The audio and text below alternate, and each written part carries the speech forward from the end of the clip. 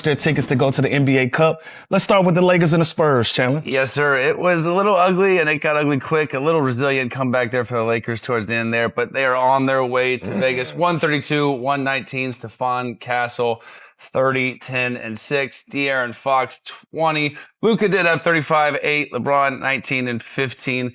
But Boogie, I want to start with you. Were you surprised, just given the state, given the the magnitude of this game to advance to Vegas, how lopsided this game was? Am I surprised? No. And the reason I say that is this Spurs team is real deal. I think they're slowly starting to make a case as being a real threat in the West this season. And we've talked about them a lot this year, but the narrative is more so been, this is a team to look out for the future. The future is bright, but no, I think this is a team that's ready right now. And they did all this last night without their best player being on the floor in Wemby. So this team is real deal. They're continuing to show that.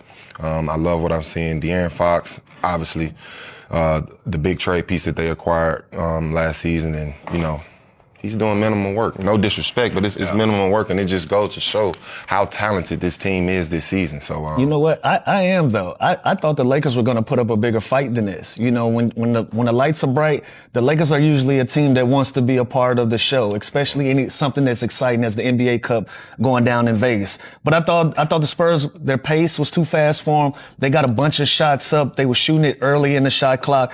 And the way that the Lakers are built and how that team was, they just didn't respond well to how loose and confident that the Spurs were last night. So give the young guys credit. Even Wemby being out of the lineup, everybody is stepping up in a big way, especially Stephon Castle. It was great to see him have a big night. But like I said, I thought the Lakers were going to put up more of a fight than they did last night. How much of the Spurs age, being more hungry to get to Vegas in this play-in tournament, how much did that play in a factor versus an older, experienced team with the guys that make a lot more money, the incentive of 500K doesn't really mean that much to them? Did that factor in at all to this? I think it's more so this is just a young group that's out here trying to prove themselves every night. Like I said, the conversation has been a young team full of potential, but no, they're trying to make the case that we're ready to do this season. And on top of that, it's hard for the Lakers to actually put up a fight against a team like the Spurs with a top 20 defense.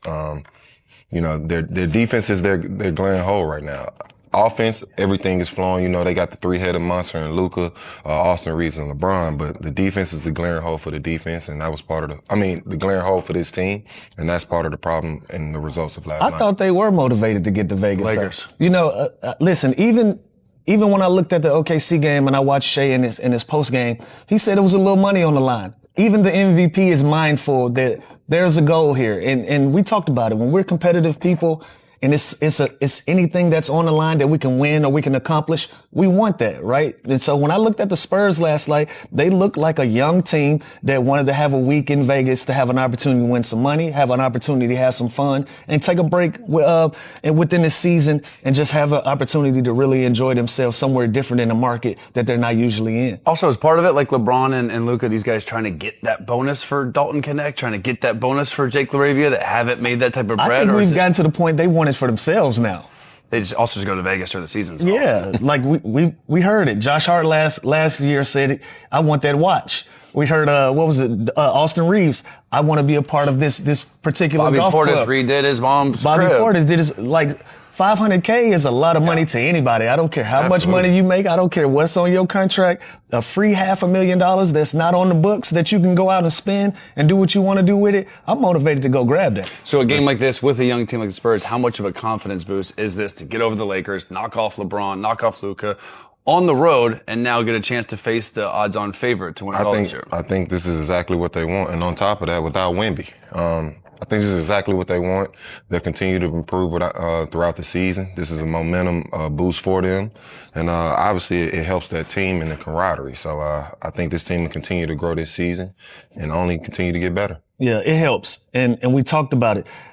How were they going to survive with Wemby being out of the lineup? Well, they've proven it. We're a really good basketball team. So imagine what they're going to look like in Vegas with a possibility of having him back in the lineup and them having the momentum going in their direction. So listen, we can say what we want about the NBA Cup, but I look forward to it, man. We got some really good basketball that's coming up in the next few days out in Vegas with some of the marquee guys we want. So I hope Wemby is back in the lineup. I would love to see a matchup with all of the stars and all of the young guys that's coming in the league. We talked about it being a changing of the guard, it being new energy around it, and it's showing. The proof is in the pudding of the guys that's in Vegas. And we know how good these guards are with Stephon Castle, Harper, Fox, and there were some questions early on, like how can they fit together? Where are we going to play De'Aaron Fox? I think people forgot how good he is. How much of a luxury is that to have those three guards, especially when Wemby's out and they go smaller and deeper, and they still have Champagnie and Keldon Johnson and these guys off the bench being productive as well. I mean, this is exactly the reason they traded for De'Aaron. Are we looking at the next trio here? Is this the next Absolutely. Tony, Kawhi, Absolutely. Ginobili? And I think it's dope, too, because I saw Stephon Castle's interview, and after the game, his words were, nobody cares about the shine. You know, we just want to win. Nobody cares who's having the big night. And that's exactly the message you want with a young team and also a team that's having a chance to compete later on in the year. Yeah, this is a nice trio. I would stray away from comparing them to that trio. Yeah. That's a championship group right there. I would stray away from that. But you love what they're doing. You love how they're playing together and what they're building as a young core of guys. You know, their legacy is still being mapped out. They're still building bricks towards that. So I like the fact that they're there. But I want to switch directions with you guys and ask, because Castle and Harper, they've been mentioned in conversations based around Giannis, if that's a possibility, if that's going to be something. But a big win like that, do you guys think that helps close the door on those type of conversations? Here's the thing. To think about Giannis and Wemby on the floor together is awesome, especially the next 2 to 3 to 4 years, however long Giannis is going to be the Giannis we know today. Now, when I see games like last night and I see the jump and the versatility that Stephon Castle has and the way Dylan Harper is continuing to get better and better and the things I've seen De'Aaron Fox do for years and that core with Sohan and Keldon Johnson and Vassell, like they've built something so special there, homegrown, all there, all bought in. Like you said, they don't care about who gets the credit. They don't care about who's the leading scorer that day. They just play hard and they win. So yes, it's appealing to go and get a Giannis, but like you've built this from scratch and you're just going to give up on that when the future is so bright and you're good enough now to compete.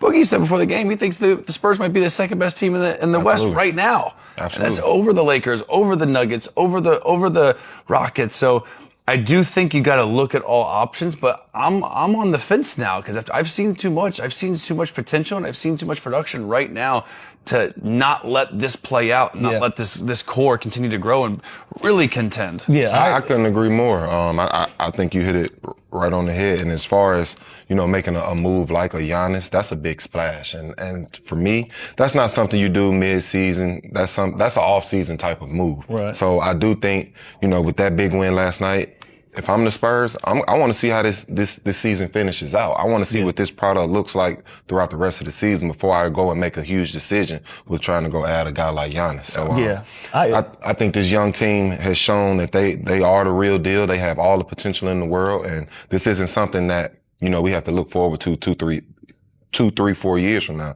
This is something that can happen this season. Yeah, I'm agreeing with you both. Like, if I'm gonna build this thing from ground up, why am I gonna sell it off now when I'm starting to see the fruits of the labor, when I'm starting to see our young guys develop into the young stars of it all? But Chandler, I want to ask you on the flip side of it, on the Lakers side, Rich Paul earlier this week, he got some pushback about the Lakers possibly not being a contender. He didn't feel like they had enough.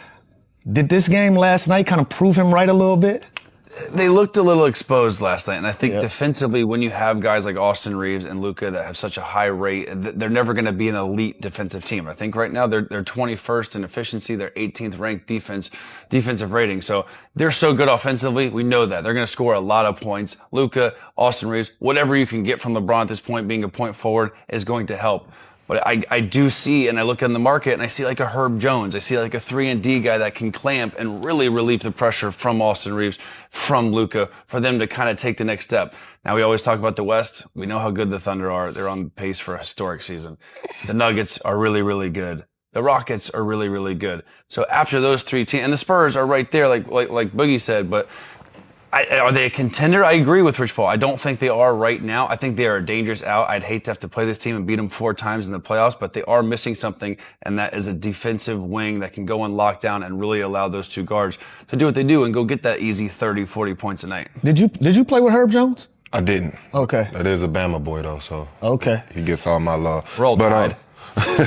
But I got a lot of backlash last week when I said the Lakers were, more of a middle of the pack team. And I didn't mean it in a disrespectful way, but when I say middle of the pack, they're in that 4, 5, 6 range. And the reason I say that is because of that glaring hole with their defense. Being ranked 18th, 20th in defensive efficiency, that's just not the recipe for, competing for a championship this season. And this is a Luka type team, right? Obviously they went to the finals in Dallas, but can you win, Lou, like just outscoring teams like they're trying to do? Can they sustain that for 82 games and win a championship playing that way? Yeah, like think about it. They've given up 120 points or more to the Jazz, the Pelicans, and the Kings this year. And so they're not getting stops. Like I said, man, the pace last night for the Spurs, it looked alarming to me. Like, the Lakers did look a step slower than the Spurs. Even when the Lakers started to make some runs, got some stops, and were able to get out and get transition layups, Spurs were just pushing it right back up their backs and getting layups as well. And so when you have young teams like that, that's going to constantly put pressure